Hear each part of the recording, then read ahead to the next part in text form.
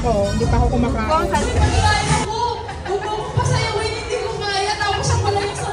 Oh, welcome with a round of applause. Baby! Hindi ka pala baby. Si Kuya Jeffrey Clyde Gutierrez. 7th birthday nga ni Shane ngayong araw, kaya aura-aurahan din ang peg ng ina. Pagbigyan na at minsan lang ako magpahanda ng garine, kaya iniwan ko muna sa bahay namin ng pagiging losyang. Abay, kailangan maganda at haharap sa mga bisita. At bilang pasasalamat na din sa puong may kapal dahil binigyan niya si Shane ng malusog at malakas na pangangatawan.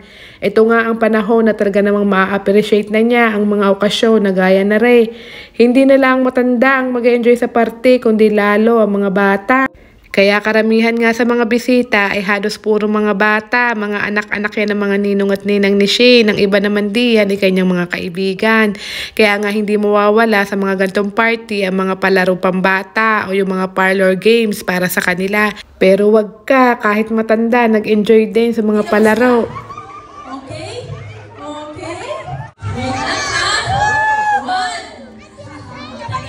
At bago ang lahat, gusto ko lang magpasalamat. Unang-una, maraming salamat sa Ninang Lorraine ni Shane na nag-host ng birthday party niya.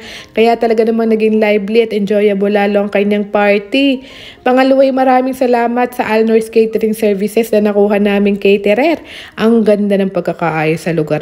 Kaya talaga namang very recommendable. Isa pa, very generous din ang may-ari. Pero above all, ang sasarap ng foods nila. Super nasarapan at nasatisfied ang aming bisita sa mga handang pagkain. Ay iba din talaga magluto, mga kababayan nating kabalin. Tuong hima sa mga tiyan ng bisita pagkaawas ay kakatuwa. At sa kawork ni Daddy Shane, salamat din sa sponsor na lechon. Talaga namang mas lalo na kumpleto ang kainan. Pangatlo'y maraming salamat sa lahat ng nakidalo sa birthday party ni Shane. Talaga namang kayong naging dahilan kaya naging successful ang kanyang party. Maraming salamat sa lahat ng gifts at kasali sa 7 programs gaya ng 7 shoes, 7 bills, 7 gifts and more. From the bottom of my heart, hindi na lang namin maisa-isa lahat ay maraming salamat sa mga kaibigan at kapamilya namin dito sa Italia na talaga naman nagbigay ng oras sa dumalo sa birthday party na ari ni Shane. And lastly, thank you Lord dahil binigay niya sa aming mag-asawa si Shane, ng aking anak na unang nagbigay ng saya sa amin. He is truly a wonderful gift from God. Maligayang kaarawan sa iyo, anak.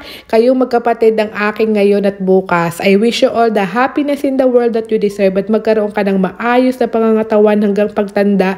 At higit sa lahat ay lumaki ka ng may takot sa Diyos. I love you, Shane! At syempre, pagkatapos ko nga mag-entertain ng mga bisita ay nagka-moment din akong tikman ng mga handa bago tuluyan pang mangarag ang mother.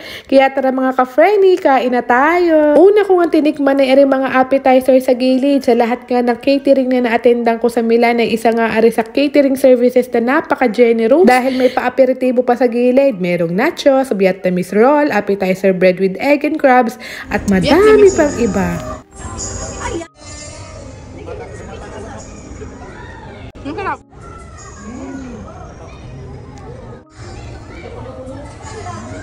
Gutom na, mother. May pahanda dyan na makalapa. May parang sarap ng pansit. Hindi siya dry.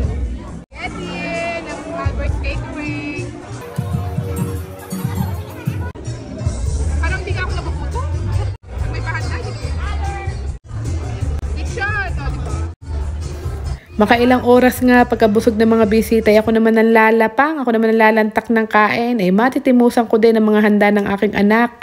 Ito nga yung mga haing putahe ni Shane, mga typical na pagkain Pilipino. Ang napili ko nga ay kaldereta, beef broccoli, chicken na fritada, chicken fillet, at ang pampainit ng sikmura, ang papaitan para sa mga mangingino. O digay parang handaan lang din sa Pilipinas.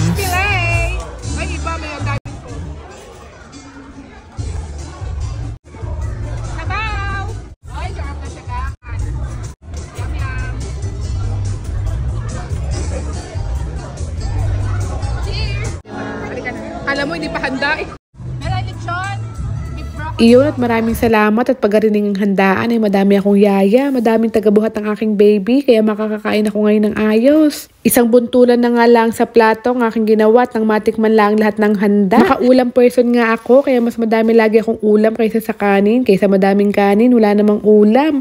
Mas ayos na yung makaulam person tayo.